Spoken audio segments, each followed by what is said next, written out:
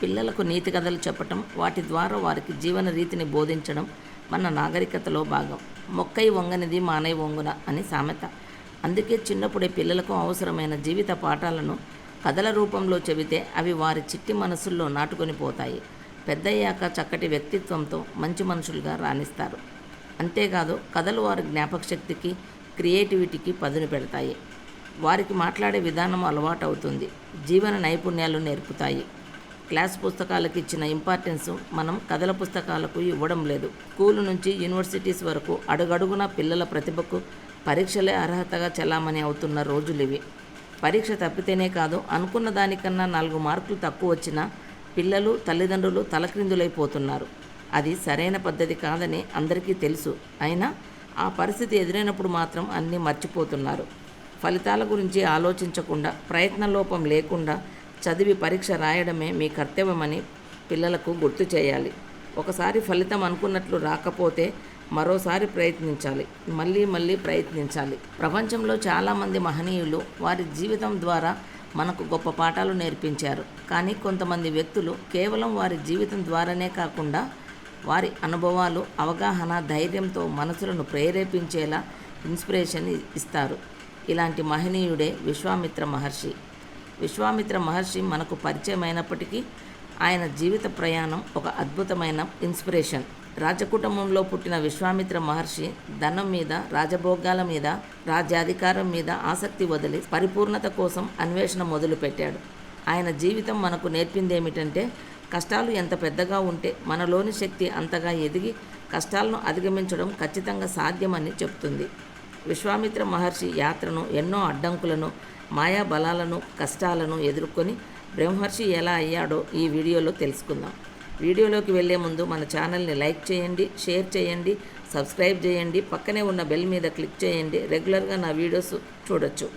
ఇక లేట్ చేయకుండా వీడియోలోకి వెళ్దాం. పూర్వకాలంలో మహారాజులు ధైర్యం, పరాక్రమం, జ్ఞానం, ధర్మం నిండినవారై ఉండేవారు.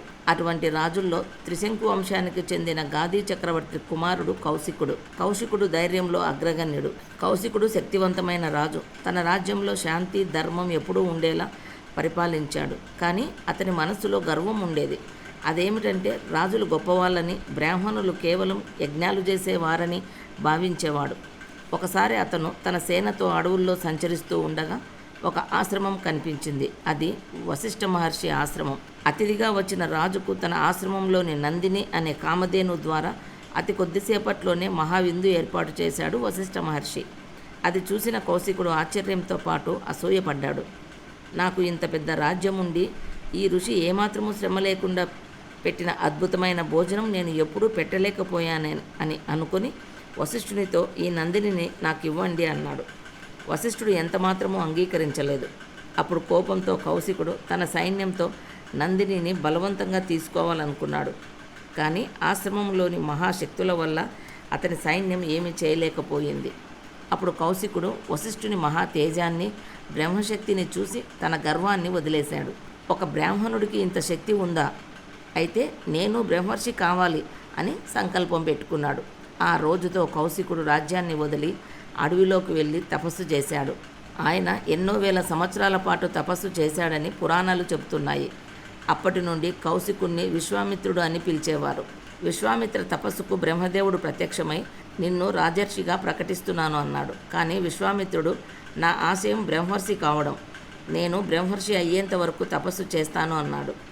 ఎవరు తపస్సు చేసినా ఇంద్రుడు భయపడేవాడు. తన ఇంద్ర పదవికి ఎక్కడ ముప్పు వస్తుందేమోనని ఏదో విధంగా తపస్సు చెడగొట్టాలని ప్రయత్నాలు చేసేవాడు. ఆ విధంగా విశ్వామిత్రుడు తపస్సు చెడగొట్టాలని అందమైన అప్సరస అయిన మేనకను పంపాడు. మేనక తన సౌందర్యంతో విశ్వామిత్రను ఆకర్షించింది.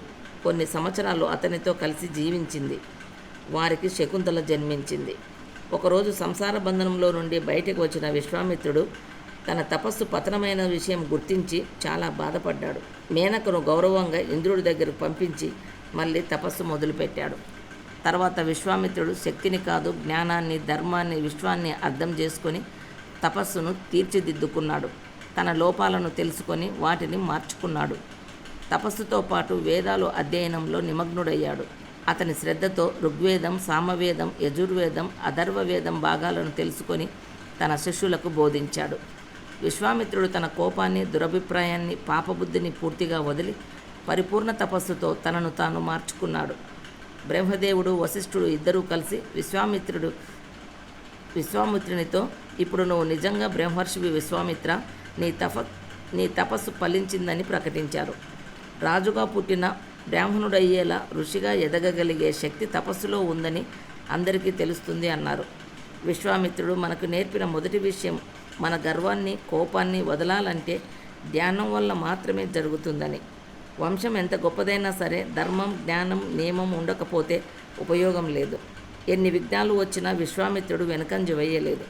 నిలకడగా ముందుకు వెళ్ళాడు. నిష్కల్మష సంకల్పమే విజయానికి దారి. విశ్వామిత్ర జీవితం నుండి మనం నేర్చుకోవాల్సినవి, తెలుసుకోవాల్సిన విషయాలు. నిజమైన శక్తి నీలో ఉంటే నీ ముందున్న అడ్డంకులను అధిగమించడమే. మనం ఎంచుకున్న మార్గంలో కఠినంతో, సంకల్పంతో మరియు నమ్మకంతో నడవాలి. ప్రతి కష్టం నీ అసలు స్వరూపం కనుగొనడానికే వేసే అడుగే. నీలోని శక్తిని తెలుసుకో. అప్పుడు ఏది నీ దారి మధ్య నిలబడలేదు. నీవు పడిపోయిన తర్వాత ఎలా మళ్ళీ లేచావో అదే నీ విజయాన్ని నిర్ధారిస్తుంది. నీవు ఎక్కడ మొదలుపెట్టావో కాకుండా నువ్వు ఎక్కడకు చేరుకోవాలనుకుంటున్నావో అది ముఖ్యం. విజయానికి ఒకే మార్గం ఉంది. కష్టాలను స్వీకరించి వాటిని శక్తిగా మార్చుకోవడం. ప్రతి కష్టం మనలో ఉన్న అహంకారాన్ని తుడిచిపెట్టి నిజమైన శక్తిని బయటపెడుతుంది.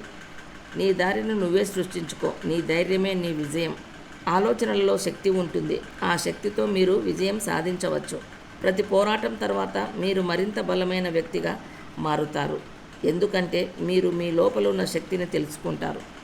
విశ్వామిత్ర మహర్షి జీవితం ఎంతో గొప్ప ఇన్స్పిరేషనల్ స్టోరీ. ఆధ్యాత్మిక ధ్యానం, శక్తి సంపాదన మరియు ధైర్యం ద్వారా తన లక్ష్యాన్ని సాధించి ప్రపంచానికి ఒక గొప్ప సందేశం ఇచ్చారు. ఆయన ధైర్యం, కష్టాలు, మానసిక శక్తిని కలిపిన ప్రతిభ మనకు నిదర్శనంగా నిలిచింది. ఎంత కష్టమైన పరిస్థితి ఎదురైతే మనం మనలోని శక్తిని తెలుసుకుని నమ్మకంతో అంగీకరించడమే ఉత్తమ మార్గం. విశ్వామిత్ర మహర్షి ఒక మానవుడు, కానీ తన సంకల్పం వల్ల, తపస్సు వల్ల దేవతలకు సాటిగా ఎదిగాడు. సమర్థత మన చేతిలో ఉంటుంది. సమయం, సహనం, సాధన ఉంటే సాధ్యం కానిదేమీ లేదు అని బ్రహ్మర్షి విశ్వామిత్ర జీవితం మనకు తెలియజెప్తుంది. Thank you friends. నెక్స్ట్ వీడియోలో కలుద్దాం.